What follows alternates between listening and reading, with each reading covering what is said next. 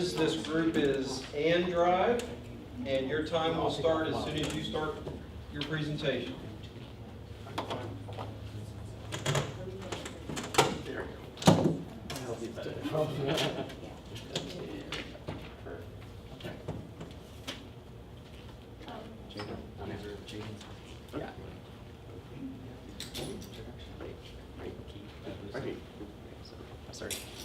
How are we standing? Whatever. Okay. I'll be ready. Okay, so this is our product, next generation tech project, AnDrive, which thank you for putting us in the top 12.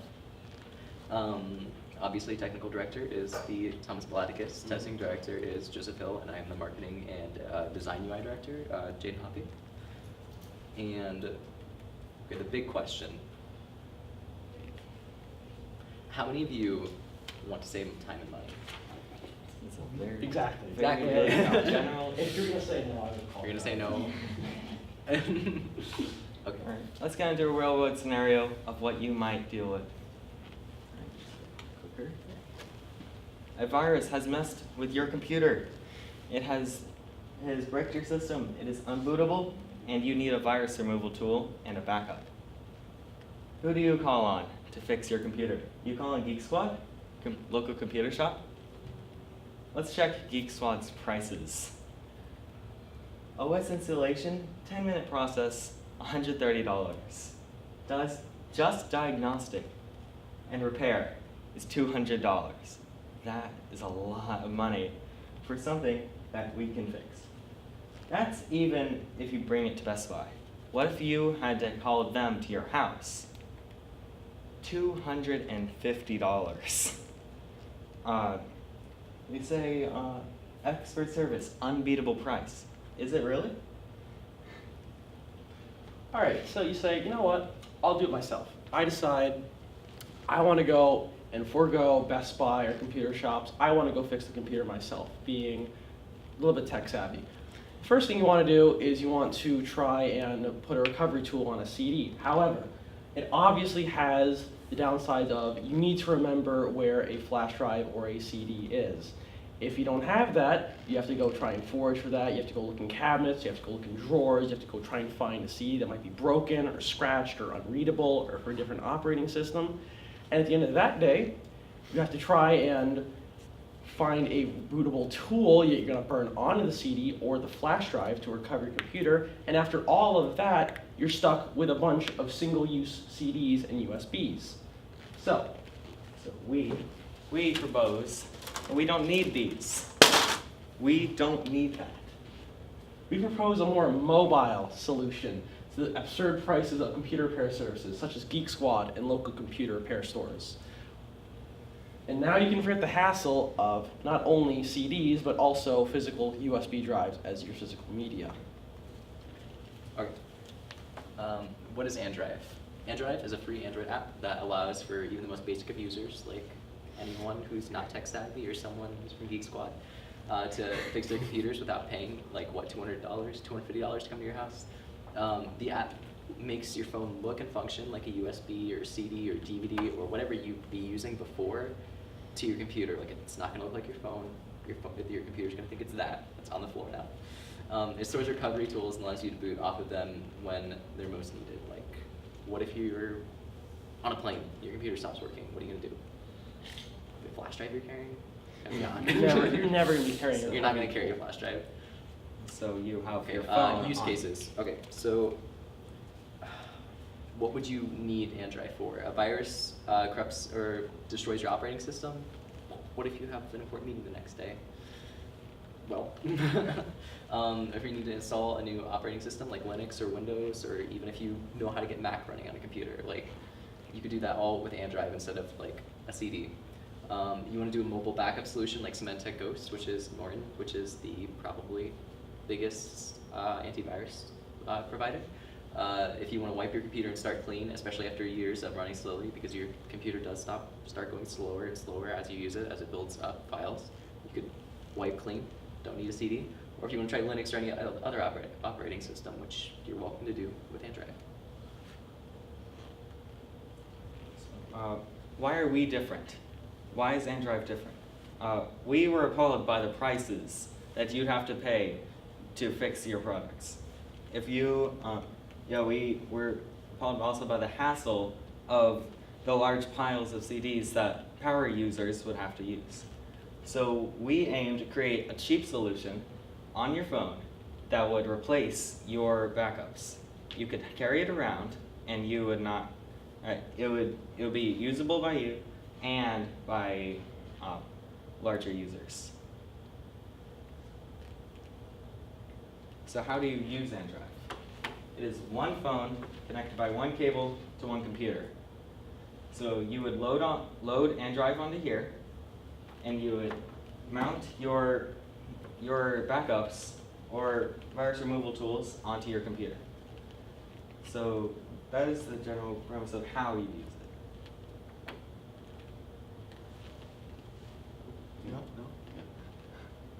Now, our biggest hurdle with this tool is obviously going to be phone storage.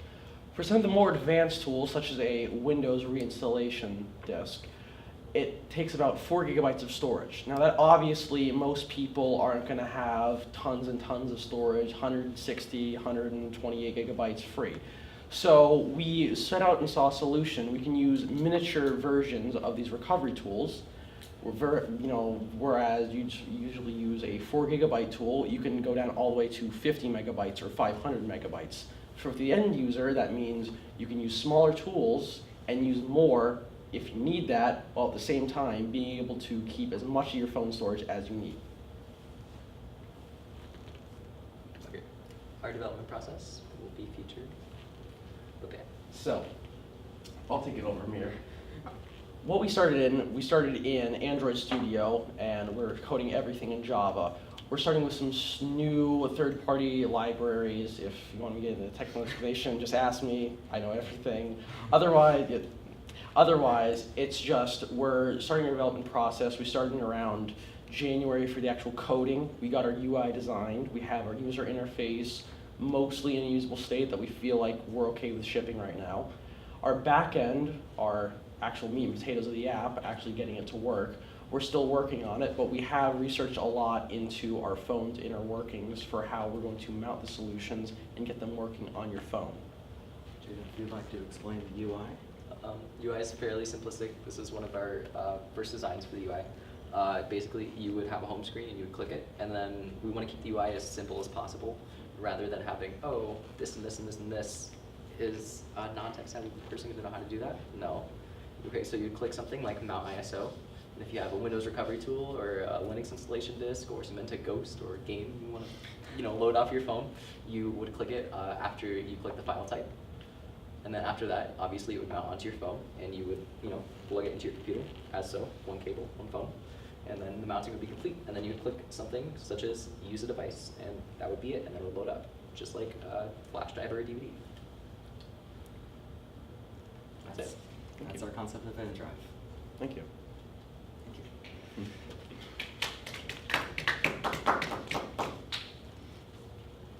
So I'll start with questions. So help me understand the involvement with your customer and what kind of input and how they were part of the development of the survey. Yeah, we started a customer survey.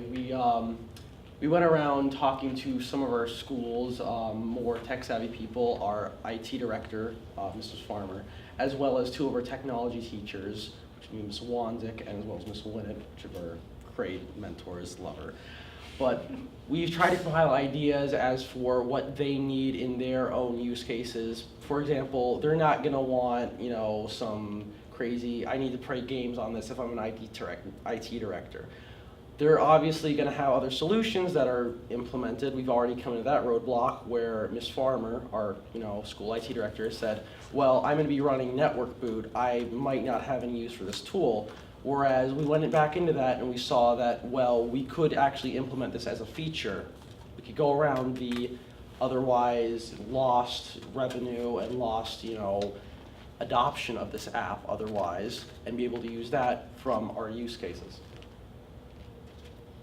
So for your initial launch of the product, what actual features and functionality are you offering? So We're offering right now, we are mounting .iso, .img, and .raw files. Those are disk image files that you can download easily off the internet. And what those do, they basically just contain the needed information for the tools themselves. They come in a little package. They're easy to download off the internet. You put on the app, and in 10, 20 minutes, you're running. That's it. Right now, our main focus, we're shipping a very simplistic, obviously, first build. We're not going to do any huge stretch goals, but we're mainly focused on nailing down the main functionality, the bare bones stuff, and then constantly, improving on the idea and making new releases as we go. So how do you go about, how does somebody go, it's a subscription? No, it's base going to be or- completely free. So how do you, yeah. how do We'll you- make money. We decided to go through the route of Google Ad Mobile Services, which we saw we can make a click ad. We did some research in the very beginning parts of the year. We saw that it'd be about a cent per 100 clicks, which that admittedly seems short, but for our use case, we're not looking to make piles of money, understandably, and we understand that this isn't going to be sustainable off of ad revenue alone. For our development model, it's not like we're going to be making weekly releases and hiring off 500 IT people for this.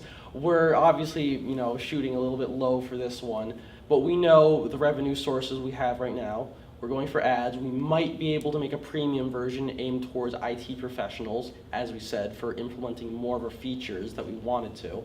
And past that, we really thought about 2-3 more situations where we wanted to do not only ads, but also making the app pay, subscription based, or paying like $4.99 on the App Store for it. Obviously, we don't think those will be sustainable in the long run, so we went with a free to start out, and then either a premium app, model at the end for major, feature improvements, or having ads inside of the app.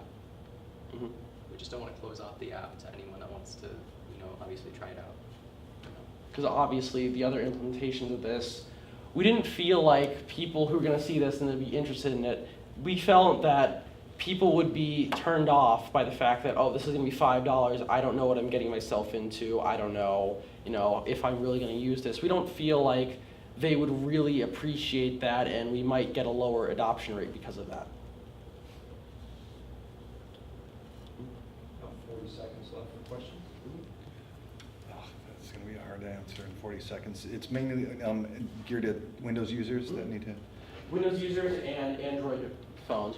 We looked at supporting iPhones, but of course, Apple is very locked down for the development process. Really quickly, do you guys know about the size of your potential user base? And Size of potential user base. We looked at a previously existing app that was discontinued. We saw around 50,000 downloads for that app alone over 2 years, but unfortunately it's discontinued, the proof of concept. It was very old.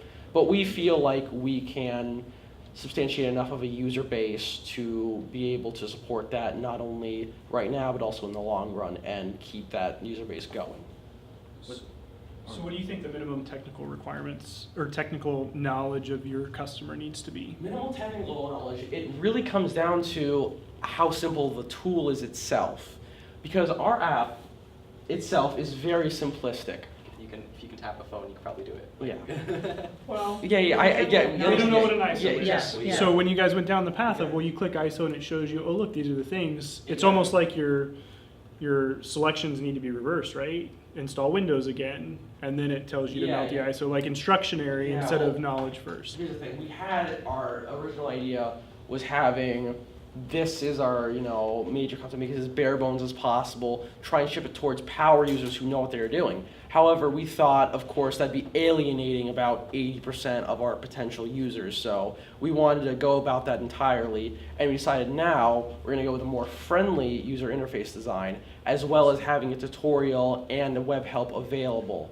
I really do like the if we were to switch these two. That's a good idea. Thank you. You're welcome. Yeah, thanks.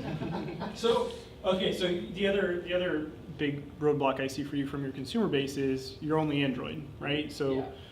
throw the iOS Android battle out the window. You've got a large portion of people that are on iOS.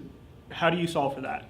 Unfortunately, we don't see any direct way to solve for that as of now. Just due to how locked down the Apple ecosystem is, we can't actively develop something that's so high level, in the sense that this is effectively using and taking advantage of the highest level of the Android, operating system. Apple, unless you're going to jailbreak your iPhone, there's no way you're going to be able to use That's a small this. population of Apple users. Like, you're cutting it like really slim. Like, there's no point in even developing Yeah. something like And that. we've seen that in most of our users. We sampled it. More of the people who were tech savvy saw that they understand the obstacle we had with not being able to develop for iOS, and they understood the fact that, well, this is obviously a kernel element. We can't really change that. And right now, our proposed user base, as it is with Android market share, we've looked at the statistics, we looked at that.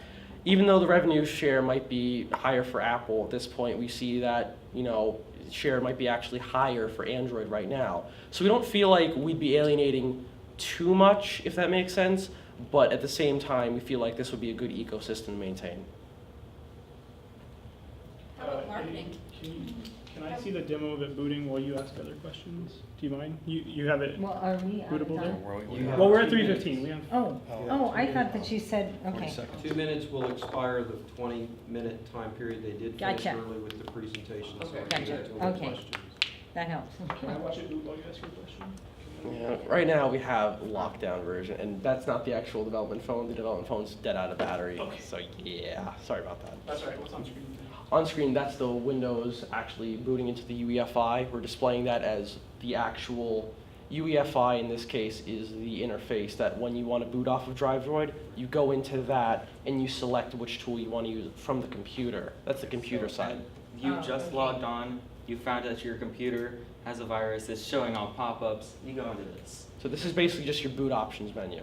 How do you plan on marketing this? For marketing, we really looked at the ideas and we thought that right now there's no real sense in going overboard in terms of trying to do advertisements. We looked at that as one of our ideas. Small internet advertisements, trying to go on technical forums, very experienced user bases like XDA developers or other, like hack forums. People who know exactly what this app is going to be about, high-level power users, IT professionals, large businesses, stuff like that. We've explored the idea a little bit, but we found that it'd be a little too cost prohibitive to expand to our entire proposed user base at this time. So we feel like that would be a good route, but we still have to plan exactly how we're going to grow and expand our presence on a platform like that. Any more questions? What are your future plans with this? Our future plan is we have a few more features we decide to put into this. We wanted to support more, obviously more disk options. We have VHD and VHEX file types. If you don't know what that is, it's just another type of virtual disk. It's supported by Microsoft now. And we wanted to really make a support form as one of our main points, as in people will see this as a simplistic enough app. They want to go with this and they see the cost savings. They want to actually use this. If they might get, turned off by the fact that this might be a highly technical app, we feel that'll alienate them. So what we want to do to bring that market share back for our adoption, we want to be able to have tutorials and we want to be able to have forums where users can ask questions directly to developers or to a help team. Okay, that concludes your 20-minute time window. Thank you. All right. Thank you very much. Of course.